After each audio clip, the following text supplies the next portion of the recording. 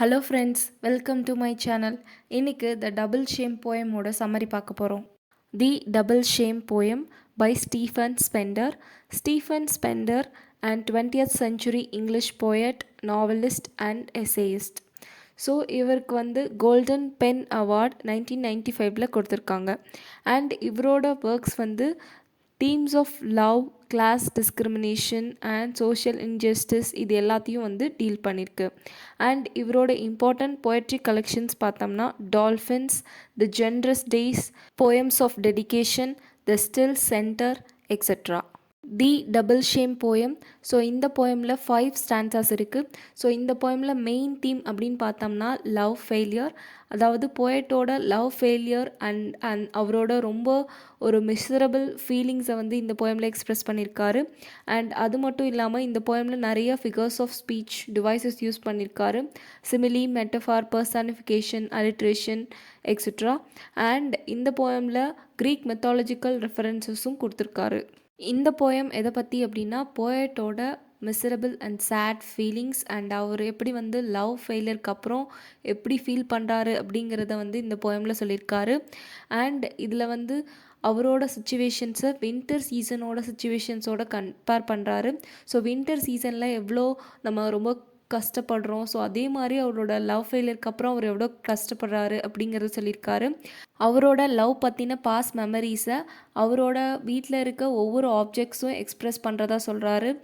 And அது மட்டும் இல்லாமல் அவரோட ஃபீலிங்ஸ் எல்லாமே அவரோட லைஃப்பை ஒரு மீனிங்லெஸ் லைஃப் ஆக்குது. எப்படி ஒவ்வொரு லெட்டர்ஸ் அண்ட் இமேஜஸ், வேர்ட்ஸ் இது எல்லாமே மீனிங்லெஸ் அப்படிங்கிறதையும் அவர் எக்ஸ்ப்ரெஸ் பண்ணியிருக்காரு. அண்ட் அடுத்து அவரோட ஸ்டோரிஸ் எல்லாத்தையும் மற்ற ஸ்டோரிஸ், மற்ற பீப்புளோட ஸ்டோரிஸ் கூட கம்பேர் பண்ணுறாரு. அண்ட் அது மூலிமா அவரோட ஸ்டேட் எப்படி ரொம்ப வேர்ஸாக இருக்குது அப்படிங்கிறதையும் சொல்கிறாரு. இந்த போயமோட டைட்டில் டபுள் ஷேம். ஸோ இங்கே அட் லாஸ்ட் த 5th ஸ்டான்ஸால் டபுள் ஷேம் அப்படிங்கிறதுனா என்ன அப்படிங்கிற ஒரு ரெஃபரன்ஸ் கொடுத்துருக்காரு. ஸோ லவ்வர்ஸ், அதாவது ஒருத்தர் இன்னொருத்தர் மேலே ட்ரஸ்ட் இருக்கணும் அண்ட் கான்ஃபிடென்ஸ் இருக்கணும். ரொம்ப கம்மியாக லவ் வைக்கிறதும் ஒரு ஷேம் தான், அண்ட் ரொம்ப அதிகமாக லவ் வைக்கிறதும் ஒரு ஷேம் தான். ஸோ இது ரெண்டுத்தையும் தான் போயட் டபுள் ஷேம் அப்படின்னு சொல்லிட்டு இந்த போயமில் மென்ஷன் பண்ணியிருக்காரு. அண்ட் அதையும் டைட்டிலாகவே வச்சுருக்காரு. இப்போது சம்மரி பார்க்கலாம். Stanza 1. You must live though the time when everything hurts, when the space of the ripe loaded afternoon.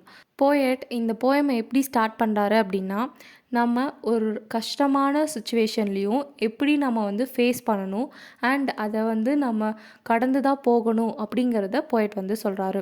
So நமக்கு எவ்வளோ கஷ்டமான சுச்சுவேஷன் வந்தாலும் அதை ஃபேஸ் பண்ணி அதை வின் பண்ணி போகணும், அதை நம்ம மூவ் பண்ணி போகணும் அப்படிங்கிறத வச்சு ஆரம்பிக்கிறாரு.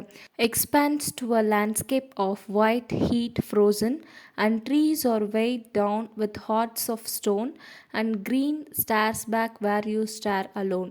ஸோ இங்கே என்ன சொல்கிறாரு அப்படின்னா, நமக்கு எவ்வளோ பெரிய கஷ்டம், லோடட் ஆஃப்டர்நூன், அதாவது பயங்கரமான ரொம்ப கஷ்டம் வந்தாலும் அதை நம்ம ஃபேஸ் பண்ணணும். அண்ட் அடுத்து அவரோட சுச்சுவேஷனை வின்டரோட சுச்சுவேஷன் கூட கம்பேர் பண்ணுறாரு. ஸோ வின்டர் சீசனில் எப்படி இருக்கும் அப்படின்னா, அந்த லேண்ட்ஸ்கேப் ஃபுல்லாக ஒயிட் ஸ்னோ இருக்கும். ஸோ அது ஃபுல்லாக ஃப்ரோசனாக உறைஞ்சிருக்கும். ஸோ பனிக்கட்டி எல்லாமே உறைஞ்சிருக்கும். ஸோ வின்டர் சீசனில் ட்ரீஸ் எல்லாமே டவுனாக கீழே வெயிட் தாங்க முடியாமல் அண்ட் ரொம்ப டவுனாக வந்திருக்கும். அண்ட் இங்கே நேச்சர் அப்படிங்கிறது வின்டர் சீசனில் எப்படி இருக்குது அப்படிங்கிறத சொல்கிறாரு. அண்ட் அதே சமயம் அந்த சுச்சுவேஷனோடையும் அண்ட் போயட்டோட சுச்சுவேஷனோடையும் கம்பேர் பண்ணும்போது ரெண்டுமே சேமாக இருக்குது அப்படிங்கிறதையும் சொல்கிறாங்க. அடுத்து, and the walking eyes throw flinty comments and the words which carry most knives are the blind phrases searching to be kind. So இங்கே என்ன சொல்கிறாரு அப்படின்னா, ஸோ அந்த பாதையில் ஸோ அந்த ஸ்னோ படைஞ்ச இடம் அண்ட் அந்த வின்டர் சீசன் அந்த டைமில் அங்கே நடந்து போகிறவங்க எல்லாருமே நிறைய கமெண்ட்ஸ் கொடுப்பாங்களாம். ஸோ அந்த கமெண்ட்ஸ், அவங்க பேசுகிற வேர்ட்ஸ் இது எல்லாமே ரொம்ப கத்தி மாதிரி ஷார்ப்பாக இருக்குமா. ஆனால் அது எல்லாமே பிளைண்ட் ஃப்ரேசஸ். ஸோ அதனால எந்த யூஸ்ஃபுல்லும் கிடையாது. ஸோ அதனால எந்த பெனிஃபிட்ஸும் கிடையாது. அது எல்லாமே கைண்டாக இல்லாமல், அதாவது பணிவாக இல்லாமல் ரொம்ப ஹார்டாக இருக்குது. ஸோ ஹார்ட் வேர்ட்ஸை தான் அவங்க எக்ஸ்ப்ரெஸ் பண்ணுறாங்க அப்படின்னு சொல்லிட்டு போயட் இங்கே சொல்கிறாரு. அண்ட் அந்த ஹோல் பார்த்தோம்னா இந்த ஸ்டான்ஸால் எப்படி பெயின்ஃபுல் சுச்சுவேஷன்ஸ் இருக்குது அண்ட் அதை எப்படி நம்ம ஃபேஸ் பண்ணணும், அந்த டைம்லேயும் நம்ம வாழ்ந்து தான் ஆகணும் அப்படிங்கிறத போயட் சொல்கிறாரு. அடுத்து ஸ்டான்ஸா 2 பார்க்கலாம். Solid and usual objects are ghosts. The furniture carries cargoes of memory. The staircase has corners which remember as fire blows reddest in gusty embers, and each empty dress cuts out an image in for an evening and summer and spring of her who was different in each. So இந்த ஸ்டான்ஸால் என்ன சொல்கிறாரு அப்படின்னா solid and usual objects. So இங்கே வந்து அவரோட ஹவுஸில் இருக்க objects, ஒவ்வொரு ஆப்ஜெக்ட்ஸையும் வந்து இங்கே சொல்கிறாரு. ஸோ என்ன சொல்கிறாரு அப்படின்னா அங்கே இருக்கிற ஒவ்வொரு ஆப்ஜெக்ட்ஸும் கோஸ்ட்ஸ் அப்படின்னு சொல்கிறாரு. ஸோ இங்கே வந்து கோஸ்ட் அப்படிங்கிறது ஒரு டெவில், ஸோ ஈவில் வந்து குறிக்குது. ஸோ இங்கே என்ன சொல்கிறாங்க அப்படின்னா ஒவ்வொரு ஆப்ஜெக்ட்லேயும் ஒரு பாஸ்ட் மெமரி இருக்குது. இந்த ஸ்டான்ஸால் போய்ட் என்ன எக்ஸ்ப்ரெஸ் பண்ணுறாரு அப்படின்னா அவரோட பாஸ்ட்டில் வந்து அவர் ரொம்ப ஹாப்பியாக இருந்திருக்காரு அண்ட் அவரோட லைஃப் வந்து பாஸ்ட்டில் வந்து ரொம்ப ஹாப்பினஸ் அண்ட் ஹாப்பி மூமெண்ட்ஸ்லாம் இருந்திருக்கு. ஆனால் இப்போ வந்து அந்த மூமெண்ட்ஸ் எல்லாம் மெமரிஸ் ஆயிடுச்சு அண்ட் அவரோட ஹவுஸில் இருக்க ஒவ்வொரு ஆப்ஜெக்ட்டும் அந்த மெமரிஸை வந்து எக்ஸ்ப்ரெஸ் பண்ணுது அண்ட் இப்போ வந்து அது ஒரு சேட் ஃபீலிங்கை வந்து கொடுக்குது அப்படிங்கிறத போய்ட் வந்து எக்ஸ்ப்ரெஸ் பண்ணுறாரு. ஸோ இங்கே வந்து அவரோட ஹவுஸில் இருக்க ஃபர்னிச்சர் கூட லோட்ஸ் ஆஃப் மெமரிஸை கேரி பண்ணுது அண்ட் அவரோட ஸ்டேர்கேஸ், அவரோட வீட்டில் இருக்க படிக்கட்டு, அதோட கார்னர்ஸ் அண்ட் இது எல்லாத்துலேயுமே மெமரிஸ் இருக்குது. ஸோ அவரோட வீட்டில் இருக்க ஃபயர் பிளேஸ், அந்த அந்த ஃபயர்லேருந்து வரக்கூடிய அந்த ரெட்டிஷ்ட் ஃபயர், அந்த ஃபயர் வந்து எப்படி வருது, அதோட ஃப்ளேம்ஸ் எப்படி இருக்குது அண்ட் அவர் வீட்டில் இருக்க ட்ரெஸ்ஸஸ், கிளாத்ஸ், இது எல்லாத்துலேயுமே ஒரு இமேஜஸ், ஒரு கைண்ட் ஆஃப் மெமரிஸ் இருக்குது. அண்ட் எல்லா டைம்லேயும் ஈவினிங்கில், சம்மர் சீசனில், ஸ்ப்ரிங் சீசனில், இது எல்லா சீசன்லேயும் வந்து ஒரு கைண்ட் ஆஃப் மெமரிஸ் அவரோட லைஃப்பில் இருக்குது. ஆனால் இது எல்லா மெமரிஸும் யாரை பற்றினது அப்படின்னா ஒரு பொண்ணை பற்றினது. So of her who was different in each. So இங்கே வந்து maybe the poet is representing his lover. So அவங்களோட லவரை வந்து இங்கே ரெப்ரசன்ட் பண்ணுறாரு. ஸோ அவங்களோட லவர் வந்து எல்லா சமயத்துலேயும் வந்து டிஃப்ரெண்ட் மெமரிஸை வந்து க்ரியேட் பண்ணியிருக்காங்க. ஸோ இப்போ பார்க்கும்போது அந்த மெமரிஸ் எல்லாமே வந்து ஒவ்வொரு ஆப்ஜெக்ட்லேயும், அவரோட வீட்டில் இருக்க ஒவ்வொரு ஆப்ஜெக்ட்லேயும் வந்து இருக்குது அப்படின்னு சொல்லிட்டு போயட் வந்து சொல்கிறாரு. இந்த ஸ்டான்ஸால் போயட் வந்து டிஃப்ரெண்ட் டிவைசஸ் யூஸ் பண்ணியிருக்காரு, மெட்டஃபார் அண்ட் பர்சானிஃபிகேஷன். ஸோ இங்கே வந்து சாலிட் அண்ட் யூஷுவல் ஆப்ஜெக்ட்ஸ் எல்லாத்தையும் கோஸ்ட் கூட கம்பேர் பண்ணியிருக்காரு அண்ட் வீட்டில் இருக்க ஒவ்வொரு ஆப்ஜெக்ட் அண்ட் ஃபர்னிச்சர்ஸ் எல்லாமே வந்து லோட்ஸ் ஆஃப் மெமரிஸை கேரி பண்ணுறதா வந்து இங்கே போயட் வந்து சொல்கிறாரு. இப்போது தேர்ட் ஸ்டான்ஸை பார்க்கலாம். Pull down the blind and lie on the bed and clasp the whore in the glass of one room against your mouth like a crystal doom. Take up the book and stare at the letters, hieroglyphs on sand and as meaningless. Here birds crossed once and a foot once trod in a mist where sight and sound are blurred. So இந்த ஸ்டான்ஸால் என்ன சொல்கிறாரு அப்படின்னா poet வந்து ஒரு kind of imagery, இந்த டிவைஸை வந்து use பண்ணுறாரு. So ஒரு கைண்ட் ஆஃப் இமேஜினேஷனை வந்து கொடுக்குறாரு. நம்ம இந்த ஸ்டான்ஸாக்கு வந்து வேரியஸ் இன்டர்பிரிட்டேஷன்ஸ் கொடுக்கலாம். ஸோ இங்கே போய்ட்டு என்ன சொல்கிறாரு அப்படின்னா பிளைண்ட் தாட்ஸ் எல்லாத்தையும் எடுத்துகிட்டு நம்ம வந்து ஒரு பர்டிகுலர் ரூமில் வந்து இருக்கும்போது நம்ம வந்து எதுவுமே யோசிக்காமல் ஒரு புக்கை எடுத்து நம்ம அதில் இருக்க லெட்டர்ஸ் எல்லாம் வந்து பார்க்குறோம். ஸோ அப்படி பார்க்கும்போது அது எது கூட கனெக்ட் ஆகுது அப்படின்னா ஹீரோக்ளிப்ஸ். ஸோ இங்கே ஹீரோக்ளிப்ஸ் அப்படிங்கிறது க்ரீக் மெத்தாலஜியில் என்ன அப்படின்னா ஒரு பிக்சர். ஸோ இந்த பிக்சரில் வந்து நிறைய ஆப்ஜெக்ட்ஸ் இருக்கும், நிறைய அனிமல்ஸோட ட்ராயிங்ஸ் அண்ட் நிறைய மீனிங்ஸை வந்து ரெப்ரசன்ட் பண்ணுற மாதிரி வரைஞ்சிருப்பாங்க. ஸோ இதை வந்து பார்க்கும்போது ஒரு மீனிங்லெஸ்ஸாக தான் இருக்குது. ஸோ அதில் இருக்க பேர்ட்ஸ் கிராஸ் பண்ணுறதா இருக்கட்டும், நம்ம பாதத்தை வந்து ப்ரெசென்ட் பண்ணுறதா இருக்கட்டும், ஸோ இப்போ வந்து அதோட சவுண்ட் அண்ட் மீனிங்ஸ் வந்து இப்போ மறைஞ்சிருக்கு. ஸோ அது வந்து மீனிங்லெஸ்ஸாக இருக்குது.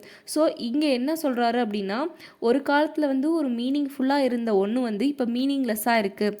ஸோ இதை போயட்டோட லைஃப் கூட நம்ம கம்பேர் பண்ணால் அவரோட லைஃப் வந்து பாஸ்ட்டில் வந்து ஒரு மீனிங்ஃபுல் லைஃபாக இருந்துச்சு.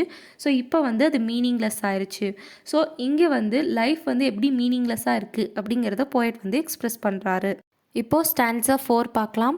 The story of others who made their mistakes and one whose happiness peers like a star eludes and evades between sentences and the letters break into eyes which read the story life writes now in your head as though the characters sought for some clue to their being transcendently living and dead in your history worse than theirs but true. இந்த ஸ்டான்ஸால் poet என்ன சொல்கிறாரு அப்படின்னா story of others, மற்றவங்களோட ஸ்டோரியை வந்து இங்கே consider பண்ணுறாரு. அவங்களோட மிஸ்டேக்ஸ் அண்ட் அவங்களோட ஹாப்பினஸ் எப்படி வந்து ஸ்டார் மாதிரி பதிஞ்சிருக்கு, அண்ட் அவங்களோட ஸ்டோரியில் வந்து சில சென்டென்சஸ் வந்து அவாய்ட் பண்ணியிருக்கலாம் அண்ட் சில லெட்டர்ஸ் வந்து பிரேக் ஆகிருக்கலாம். ஸோ அவங்களோட ஸ்டோரி லைஃப் வந்து சில கேரக்டர்ஸை வந்து கொண்டு வருது அண்ட் அதனால சம் க்ளூஸ் அண்ட் அவங்க எப்படி வாழ்ந்தாங்க அண்ட் அவங்க எப்படி இறந்தாங்க, ஸோ அவங்களோட லைஃப் எல்லாத்தையும் வந்து இந்த ஸ்டோரி மூலிமா நம்ம தெரிஞ்சுக்கிறோம். ஸோ இப்போ வந்து in your history verse than tears. So இப்போ போயட்டோட ஹிஸ்ட்ரியை பார்த்தோம் அப்படின்னா எப்படி அவங்களோட கம்பேர் பண்ணும்போது இவரோட லைஃப் வந்து ரொம்ப வேர்ஸாக இருக்குது. ஸோ அவங்களோட ஹிஸ்ட்ரியை விட இவரோட லைஃப் வந்து ரொம்ப வேர்ஸாக இருக்குது. ஸோ அது வந்து ரொம்ப ட்ரூ அப்படின்னு சொல்லிட்டு போயட் வந்து சொல்கிறாரு. ஸோ இந்த ஸ்டான்ஸால் வந்து போயட் அவரோட லைஃப்பை வந்து மற்றவங்களோட லைஃப் ஸ்டோரி கூட கம்பேர் பண்ணி பார்க்குறாரு. ஆனால் அப்போ கூட போயட்டோட ஸ்டேட் வந்து ரொம்ப வேர்ஸாக இருக்குது அப்படிங்கிறத எக்ஸ்ப்ரெஸ் பண்ணுறாரு. இப்போது ஸ்டான்ஸா 5 பார்க்கலாம். Set in the mind of their poet, they compare their tragic sublime with your tawdry despair and they have fingers which accuse you of the double way of shame.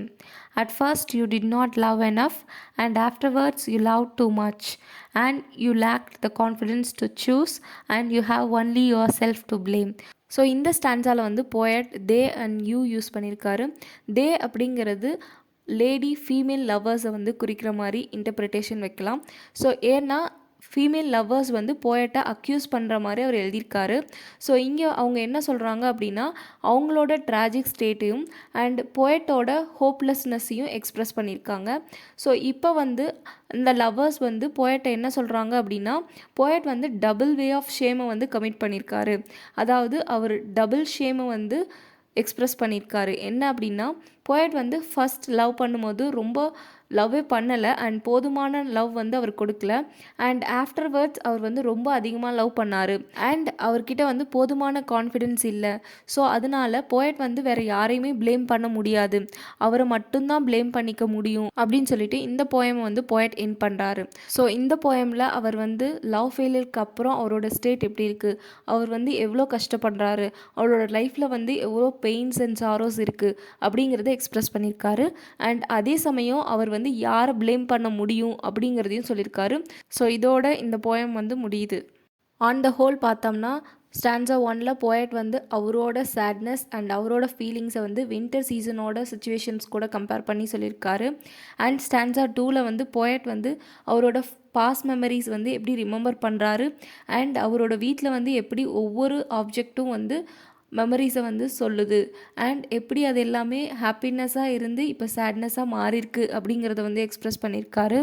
And stanza 3ல் வந்து ஒருத்தரோட life எப்படி மீனிங்லெஸ்ஸாக இருக்குது, so இவரோட life எப்படி மீனிங்லெஸ்ஸாக இப்போ மாறிடுச்சு அப்படிங்கிறத வந்து எக்ஸ்ப்ரெஸ் பண்ணியிருக்காரு.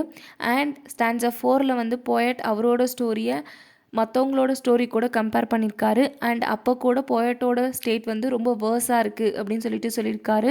அண்ட் ஸ்டான்ஸா 5ல் வந்து டபுள் ஷேம்னா என்ன, ஸோ லவ்வர்ஸ் வந்து எப்படி இருக்கணும், எப்படி ட்ரஸ்ட் இருக்கணும், ஒரு லவ் ஃபெயிலியர் அப்படின்னா அதுக்கு என்ன காரணம், ஸோ இங்கே டபுள் ஷேம் அப்படிங்கிறதுக்கு உண்டான ரீசன்ஸை வந்து அவர் லாஸ்ட் ஸ்டான்ஸால் கொடுத்துருக்காரு.